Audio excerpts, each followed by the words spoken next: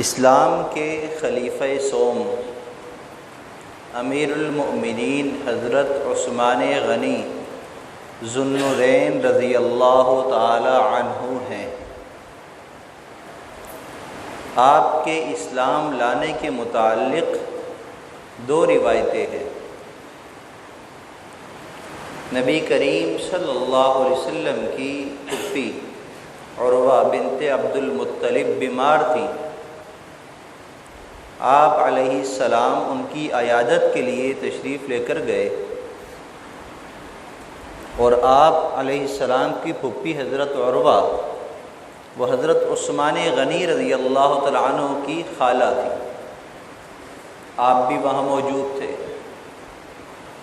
آپ وہاں پر گفتگو فرماتے رہے، جتنی دیر تشریف فرما رہے عثمان غنی رضی اللہ تعالیٰ عنہ آپ کو ٹکٹکی باندھ کر دیکھتے رہے۔ تو آپ نے محسوس کیا کہ یہ مجھے دیکھ رہے ہیں کن اکھیوں سے۔ تو آپ نے پوچھ لیا کہ عثمان کیا دیکھ رہے ہو؟ تو حضرت عثمان غنی رضی اللہ تعالیٰ عنہ نے فرمایا کہ آج تک میں نے اتنا روشن اور خوبصورت چہرہ نہیں دیکھا۔ تو آپ علیہ السلام نے فرمایا کہ عثمان میں اللہ کا رسول ہوں، میں اللہ کا رسول ہوں۔ عثمان غنی رضی اللہ تعالیٰ عنہ نے فرمایا کہ جو آپ پر قرآن کلام نازل ہوا ہے وہ سنائیے۔ آپ نے قرآن سنایا۔ چہرے کی چمک دمک اور نورانیت سے تو پہلے ہی متاثر بہت تھے، لیکن جب اس نورانی زبان سے اللہ کے کلام کو سنا تو دل بھی روشن ہو گیا، اور ایسا روشن ہوا کہ تلاوت قرآن سن کر فرمایا کہ مجھے بھی کلمہ پڑھا کر مسلمان بنا دیجیے۔ اور ایک روایت اور ایک واقعہ یوں بیان کیا جاتا ہے کہ حضرت ابو بکر صدیق رضی اللہ تعالی عنہ اسلام لانے کے بعد آپ کے خدمت میں آئے اور آپ سے پوچھا کہ اب میرا کیا کام ہے؟ تو آپ نے فرمایا کہ آپ بھی لوگوں کو اسلام کی دعوت دیجیے، کلمے کی دعوت دیجیے، شرک سے روکیے۔ عثمان غنی رضی اللہ تعالی عنہ خاندانی طور پر تجارت کے پیشے سے وابستہ تھے، اور حضرت ابو بکر صدیق رضی اللہ تعالیٰ عنہ بھی تاجر تھے، تو اس اعتبار سے ان سے تعلقات اور دوستانہ بھی تھا، کیونکہ جو جس فیلڈ میں ہوتا ہے اسی سے متعلق لوگوں کی جان پہچان بھی رکھتا ہے، ان سے تعلقات بھی ہوتے ہیں۔ تو حضرت ابو بکر صدیق رضی اللہ تعالیٰ عنہ نے اپنی ہی فیلڈ کے لوگوں میں محنت شروع کی، تو اس میں عثمان غنی بھی تھے، تو تاجر تھے، تو تاجرانہ پیشہ ورانہ کے اعتبار سے بھی دونوں ساتھی تھے۔ تو آپ پر انہوں نے محنت کی اور ان کو اسلام کی تصویر ان کے سامنے پیش کی کہ یہ اسلام ہے، یہ محمد صلی اللہ علیہ وسلم اللہ کے رسول ہیں، اور یہ تعلیم ہے۔ تو آپ کی باتوں کی محنت سے آپ سے متاثر ہو کر عثمان غنی رضی اللہ تعالیٰ عنہ بھی اسلام لے کر آئے۔ بہر کیف عثمان غنی رضی اللہ تعالیٰ عنہ مسلمان بھی ہوئے، اور مسلمان ہونے کے ساتھ اسلام کو چار چاند بھی لگائے۔ بے شمار واقعات تاریخ بھری پڑی ہے، کتابیں بھری پڑی ہے۔ آپ کی عزت ناموس ہو، شرم و حیا کے واقعات ہوں، سخاوت ہو، کوئی بھی فیلڈ ایسی نہیں ہے جہاں عثمان غنی رضی اللہ تعالیٰ عنہ کا نام نہ آتا ہو۔ آپ کی سخاوت کا تو یہ حال تھا کہ غزوہ تبوک کے موقع پر غالباً سب سے زیادہ مال اپنا خرچ کرنے والے عثمان غنی رضی اللہ تعالیٰ عنہ تھے، جس کی وجہ سے نبی کریم صلی اللہ علیہ وسلم آپ سے بہت خوش تھے۔ 1000 دینار تو صرف لوگوں کی آمد و رفت میں استعمال کے لیے آپ نے دیے تھے، گھوڑے، اونٹ، تلوار، تیر، اس کے علاوہ ساز و سامان بہت تھا، جو حضرت عثمان غنی رضی اللہ عنہ نے جہاد کے لیے پیش کیا تھا۔ جو ڈھیر لگا ہوا تھا مال کا نبی کریم صلی اللہ علیہ وسلم کے سامنے، جو عثمان غنی لے کر آئے تھے، اور آپ اس کو یوں اٹھاتے تھے پھر یوں نیچے گراتے اور خوش ہوتے، مسکرا رہے ہیں، اس مال کو دیکھ کر مسکرا رہے ہیں، اور پھر یوں فرمانے لگے کہ عثمان آج کے بعد تمہارا کوئی عمل تمہیں نقصان نہیں پہنچائے گا، یعنی تم نے اتنی خدمت کی ہے، اتنا کچھ اللہ کے راستے میں پیش کر دیا ہے کہ اللہ بھی تم سے راضی ہے اور میں بھی تم سے راضی ہوں، آج کے بعد کوئی عمل آپ کو نقصان نہیں پہنچائے گا۔ بیعت رضوان کا مشہور واقعہ کہ احرام کی حالت میں مکہ المکرمہ کی طرف نبی کریم صلی اللہ علیہ وسلم اپنے صحابہ کے ساتھ آئے، جو تقریباً 1400 کے قریب تعداد تھی، لیکن مکہ والوں نے داخل نہیں ہونے دیا، عمرہ نہیں کرنے دیا۔ عثمان غنی رضی اللہ تعالیٰ عنہ کو اللہ کے محبوب صلی اللہ علیہ وسلم نے مذاکرات کے لیے بھیجا۔ افواہ اڑ گئی کہ مکہ والوں نے آپ کو نعوذ باللہ مار دیا، قتل کر دیا۔ نبی کریم صلی اللہ علیہ وسلم اس غم کو برداشت نہ کر سکے، فوراً صحابہ کو جمع کیا اور بیعت لی سب سے، جس کو بیعت رضوان کہا جاتا ہے، جس کے بارے میں قرآن پاک میں فرمایا لقد رضی اللہ عن المؤمنین اذ یبایعونک تحت الشجرہ، اللہ تعالیٰ راضی ہو چکے ان ایمان والوں سے کہ جب اللہ کے محبوب صلی اللہ علیہ وسلم نے درخت کے نیچے بیٹھ کر ان سے بیعت لی تھی۔ یہ بیعت رضوان وہی ہے، اللہ نے رضامندی کا پروانہ دیا ان تمام مومنین کے لیے جنہوں نے وہ بیعت کی تھی۔ اس بیعت میں خاص بات کیا تھی؟ تمام صحابہ سے اس بات پر بیعت لی گئی کہ ہم عثمان کے قتل کا بدلہ آخری دم تک لیں گے، شہادت قبول کریں گے لیکن بدلہ ضرور لیں گے۔ اور سب سے اہم بات اس میں یہ ہوئی کہ جب تمام صحابہ نے بیعت لے لی، اس کے بعد نبی کریم صلی اللہ علیہ وسلم نے اپنے ہاتھ کو عثمان کا ہاتھ کہہ کر عثمان رضی اللہ تعالیٰ عنہ کی طرف سے بھی بیعت لی، یعنی اپنے ہاتھ کو عثمان کا ہاتھ بتلایا۔ یہ آپ کی خصوصیت تھی، اور کسی کو یہ اعزاز حاصل نہیں ہوا کہ عثمان غنی رضی اللہ تعالیٰ عنہ کو اللہ تعالیٰ نے عطا فرمایا۔ آپ کا لقب تھا ذو النورین، دو نور والے۔ کیوں؟ غزوہ بدر کا موقع، حضرت رقیہ رضی اللہ تعالی عنہ نبی کریم صلی اللہ علیہ وسلم کی صاحبزادی، جو حضرت عثمان غنی رضی اللہ تعالیٰ عنہ کے نکاح میں تھی، آپ کی زوجہ تھی، وہ بیمار تھی۔ غزوہ بدر کے موقع تھا، تمام صحابہ غزوہ بدر کے لیے آ گئے، عثمان غنی نہیں آئے، اس لیے کہ آپ کی زوجہ بیمار تھی، نبی کریم صلی اللہ علیہ وسلم کی صاحبزادی۔ آپ نے فرمایا کہ آپ انہی کے پاس رہیں، آپ کی طرف سے شرکت ہو گئی، آپ کی طرف سے شرکت ہو گئی، آپ یہی رہیں۔ یہاں تک کہ جب غزوہ بدر سے فتح کے بعد صحابہ کرام مدینہ منورہ لوٹے ہیں تو اسی دن حضرت رقیہ رضی اللہ تعالیٰ عنہ کا انتقال ہو گیا، اور حضرت عثمان غنی رضی اللہ تعالیٰ عنہ اور صحابی جو آپ کے ساتھ تھے وہ آپ کی قبر پر مٹی ڈال رہے تھے۔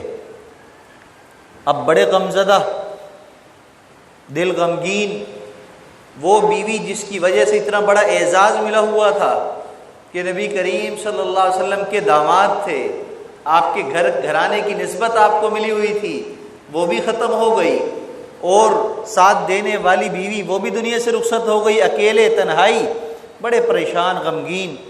دوستوں نے پوچھا، کہا کہ یہ غم ہے، یہ پریشانی ہے۔ نبی کریم صلی اللہ علیہ وسلم تک جب بات گئی تو اللہ کے محبوب صلی اللہ علیہ وسلم نے اپنی دوسری صاحبزادی حضرت ام کلثوم رضی اللہ تعالیٰ عنہ کا نکاح بھی حضرت عثمان غنی سے کر دیا، جس کی وجہ سے آپ کو لقب ملا ذو النورین، دو نور والے، دو نور والے۔ اس طرح کے بے شمار واقعات ہیں جو آپ کی شان کو بلند کرتے ہیں اور آپ کی عزت اور تکریم کو دنیا میں بڑھاتے ہیں۔ ایک دفعہ ایسا ہوا، نبی کریم صلی اللہ علیہ وسلم تشریف فرما ہیں، صحابہ آپ کے پاس بیٹھے ہوئے ہیں، آپ نے پاؤں سیدھے کیے ہوئے ہیں، اور اس زمانے میں چونکہ ہماری طرح کی پتلون تو نہیں ہوتی تھی، لنگی پہنا کرتے تھے، دھوتی جس کو کہا جاتا ہے، جب پاؤں پھیلاؤ تو پنڈلیاں کھل جاتی ہیں، عام طور پر کپڑا ہٹ جاتا ہے، تو آپ کا بھی کپڑا پنڈلی سے ہٹا ہوا تھا، آپ یوں پاؤں پھیلا کر بیٹھے ہوئے تھے، صحابہ آپ کے پاس بیٹھے ہیں۔ حضرت ابوبکر صدیق رضی اللہ تعالیٰ عنہ آئے، آپ نے پاؤں پھیلائے نہیں، سیدھے ہی رکھے، کپڑا بھی نہیں صحیح کیا، بیٹھے رہے، سلام کیا، تشریف فرما ہو گئے۔ تھوڑی دیر کے بعد حضرت عمر فاروق رضی اللہ تعالیٰ عنہ آئے، آپ نے اپنی حیت کو نہیں بدلا، وہ آئے، سلام کیا، بیٹھ گئے۔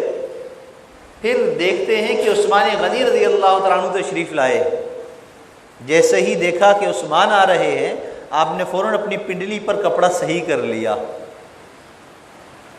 صحابہ حیران دیکھ رہی ہیں کہ پہلے بھی تو دو آپ کے دوست، دو آپ کے قریبی ساتھی تشریف لائے، لیکن آپ نے اپنی حیت کو نہیں بدلا، اپنی پنڈلی پر کپڑا نہیں کیا، عثمان غنی کے آنے پر آپ نے ایسا کیا، دریافت کیا۔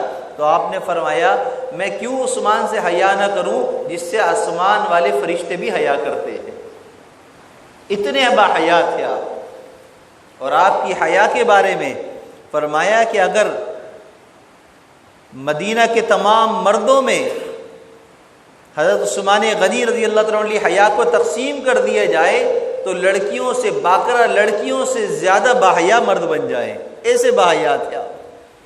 نبی کریم صلی اللہ علیہ وسلم کا فرمان ہے اذا فاتک الحیا فافعل ما شئت، اے مخاطب جب تجھ میں سے حیا ختم ہو جائے تو جو چاہے کر، جو چاہے کر۔ آج معاملہ صرف یہ ہے، بس ہمارے معاملات کی خرابی، مسلمانوں کے اندر آپس میں اتحاد اتفاق نہ ہونا، پوری دنیا کے اندر پریشانی وباؤں کا بڑھنا، اس کی سب سے بڑی وجہ حیا کا ختم ہو جانا ہے، حیا کا ختم ہو جانا ہے۔ حیا کا تعلق صرف عورت کے ساتھ نہیں ہے کہ عورت کو برقع پہنا دیا حیا ختم، حیا آ گئی، نہیں نہیں نہیں، حیا کا تعلق وہاں نہیں ہے۔ حیا کا تعلق معاشرے کے ہر فرد کے ساتھ ہے۔ یاد رکھیے کہ تعلیم مسلمانوں کے لیے ہے، لیکن مشاہدہ یہ ہے جہاں جہاں مسلمانوں نے اپنی تعلیم کو اختیار کیا ہے، اسلام کی روشنی کو اپنے دل کے اندر بسایا ہے، وہاں اللہ تعالیٰ نے مسلمانوں کے عمل کی وجہ سے غیر مسلموں کے اندر بھی اس چیزوں کو پیدا فرما دیا ہے۔ بے شمار واقعات، پاکستان بننے سے پہلے کا ایک واقعہ علماء سے سنا، کتابوں میں موجود ہے کہ ایک مسلمان کا پڑوسی جو غالباً سکھ تھا یا کسی اور مذہب والا تھا، اس کا انتقال ہو گیا۔ کسی نے اس کو خواب میں دیکھا تو پوچھا بھئی تیرا کیا معاملہ ہوا؟ عجیب معاملہ یہ تھا کہ اس کو دیکھ رہا ہے وہ جنت میں گھوم رہا ہے۔ کہا کہ تو مسلمان ہی نہیں ہے، جنت کیسے پہنچ گیا؟ تو کہنے لگا کہ بس میرا ایک عمل اللہ کو بڑا پسند آ گیا، اور وہ عمل یہ تھا کہ رمضان کا مہینہ تھا، میرا بیٹا جو ہے وہ دن کے وقت میں کچھ کھا پی رہا تھا، تو میں نے اس کو ڈانٹا کہ تجھے حیا نہیں کہ مسلمانوں کا رمضان ہے اور تو دن کے وقت میں کھاتا ہے؟ تو اللہ کو میری یہ بات اتنی پسند آئی کہ جب میں مرنے لگا تو اللہ نے مجھے کلمے کی توفیق عطا فرما دی، اور میں کلمہ پڑھ کر مر گیا تو آج مجھے جنت مل گئی۔ تو صرف ایک بات پر مسلمان عمل کر رہے ہیں کہ روزہ صحیح طریقے سے رکھ رہے تھے، تو اس کا غیر مسلم کو فائدہ یہ ہوا کہ اللہ نے اس کو کلمے کی توفیق عطا فرما دی۔ آج اگر مسلمان یہ سمجھتے ہیں کہ ہمارا کیا ہے، سب صحیح ہو جائیں، ہم صحیح ہو جائیں، ہم بحیثیت مسلمان ایک قوم بن جائیں، ہم بحیثیت مسلمان اپنے اجتماعی اعمال کو درست کر لیں۔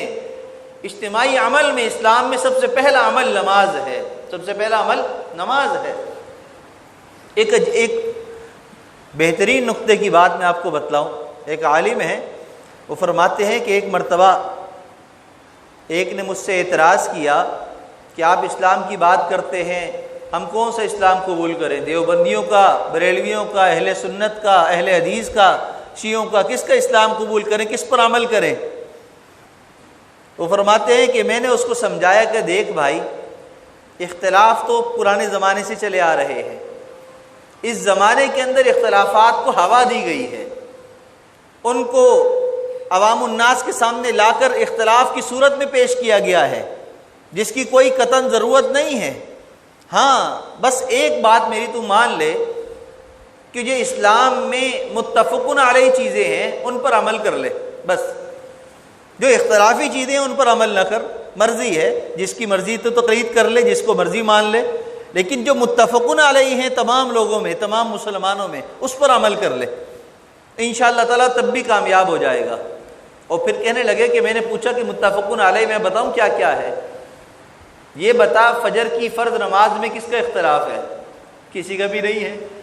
فجر کی نماز میں کوئی اختلاف ہے کسی کا کہ بھی فجر اتنے بجے نہیں اتنے بجے پڑھنی چاہیے؟ یا رکعت میں کوئی اختلاف ہے؟ نہیں اختلاف۔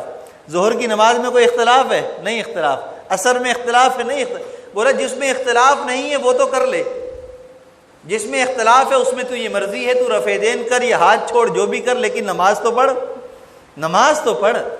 اس لیے کہ نماز ایسی چیز ہے جس کے بارے میں قرآن پاک میں اللہ تعالیٰ نے فرمایا ان الصلاۃ تنہی عن الفحشاء والمنکر، کہ نماز بے حیائی اور بری باتوں سے روکتی ہے۔ تو متفقون علیہ بہت ساری چیزیں ہیں، اس کو تو اپنا لے، اختلاف والی چیزوں کو چھوڑ دے۔ تو اختلاف میں مت پڑھ، متفقون علیہ کو اختیار کر لے جس میں سب کا اتفاق ہے، انشاءاللہ اس سے بھی ہمارا کام بن جائے گا۔ تو نماز ایسی چیز ہے جو انسان کے اندر بے حیائی اور بری باتوں کو روک دیتی ہے۔ آج چونکہ نماز ہماری صحیح نہیں ہے، نماز میں ہی ہم لڑتے جھڑتے جگڑتے ہیں، ایک ہی صف میں کھڑے ہو کر اختلاف رکھتے ہیں، ایک ہی مسجد میں بیٹھ کر دلوں کے اندر بغض کینہ رکھتے ہیں، ایک ہی اداروں میں جمع ہو کر وہاں پر ہم مختلف اختلافات رکھتے ہیں۔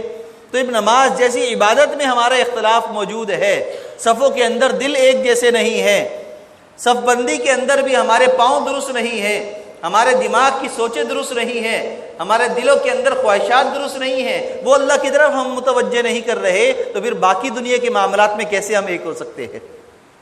تو آج ضرورت اس بات کی ہے کہ عثمان غنی رضی اللہ تعالیٰ عنہ کی جو صفت حیا والی ہے اس کو ہم اختیار کریں۔ اور حیا کیا ہے؟ حیا یہ ہے کہ اپنے بڑوں کا ادب کرو، علماء کی قدر کرو، چھوٹوں کے ساتھ شفقت کے ساتھ پیش آؤ، یہ حیا ہے، یہ حیا ہے۔ آج اپنے والد کے سامنے بیٹھ کر کوئی بھی بات کر لینے کو ہم معیوب نہیں سمجھتے، اپنے بڑوں کے سامنے سگریٹ پینے کو معیوب نہیں سمجھتے، داڑھی کے رکھ لینے کو معیوب سمجھتے ہیں، حالانکہ داڑھی رکھ لینا یہ تو فطری بات ہے، اسلام کی سنت تو ہے لیکن فطری بات ہے۔ اللہ تعالیٰ نے جو فطرت والی چیزیں بنائی ہیں ان میں سے ایک داڑھی بھی ہے، اس لیے کہ اگر داڑھی غیر فطری چیز ہوتی تو عورتوں کے منہ پر بھی داڑھی آ رہی ہوتی، جو صرف مردوں کے منہ پر آتی ہے۔ داڑھی اتنی عقل مند ہے، صرف مرد کے منہ پر آتی ہے، عورت کے منہ پر نہیں آتی۔ بھئی یہ کیسی عجیب بات ہے؟ جو فطری چیزیں ہیں ان کو ہم اختیار کر لیں۔ اسلام فطرت کے بالکل قریب ہے۔ داڑھی ایک مشت کے برابر ہونی چاہیے، مونچھیں تراشی ہونی چاہیے، نماز کے وقت کم از کم سر ہم ڈھک لیا کریں، سنت تو ہر وقت ہی سر ڈھکنا ہے، ٹخنوں کو ہر وقت ہی کھلا رکھنا سنت ہے، ضروری ہے، آپ کی سنت ہے، لیکن کم از کم نماز میں تو ہم اس چیز میں حیا کر لیں۔ حرام کھانا تو ہر وقت ہی منع ہے، لیکن جہاں خاص موقع ہو وہاں پر حرام سے اجتناب بھی بہت ضروری ہے۔ جیسے مسجد ہے، مسجد کے اندر پاک اور حلال مال ڈالنا ہے، نہیں آج ہم اپنی حرام کی کمائی کو ڈال دیتے ہیں چندے میں اور ہم سمجھتے ہیں ہماری بخشش ہو جائے گی، نہیں کبھی نہیں ہوگی۔ جہاں پر حلال کی اہمیت بہت زیادہ ہے وہاں حلال کو اختیار کیا جائے، یہی حیا کا سبق ہے، یہی حیا کا درس ہے، یہی اصل حیا ہے۔ اگر ہمارے دلوں کے اندر حیا ہوگی ہماری زبان بھی باحیا ہو جائے گی، ہماری نظر بھی باحیا ہو جائے گی، ہمارے کان بھی باحیا ہو جائیں گے۔ کیا مطلب؟ دل میں حیا ہوگی تو جسم کے سارے اعضاء خود بخود گناہوں سے بچنا شروع ہو جائیں گے، ہمارے اندر گناہوں سے بچانے کی طاقت پیدا ہو جائے گی، جس کی وجہ سے ہم اسلام کی تعلیمات کو اپنا بھی سکیں گے اور دوسروں کے لیے دعوت و تبلیغ کا کام اپنے عمل سے ہم کر سکیں گے۔ اللہ ہم سب کو دین کی سمجھ اور عمل کی توفیق عطا فرمائے۔ وآخر دعوانا ان الحمد للہ رب العالمین۔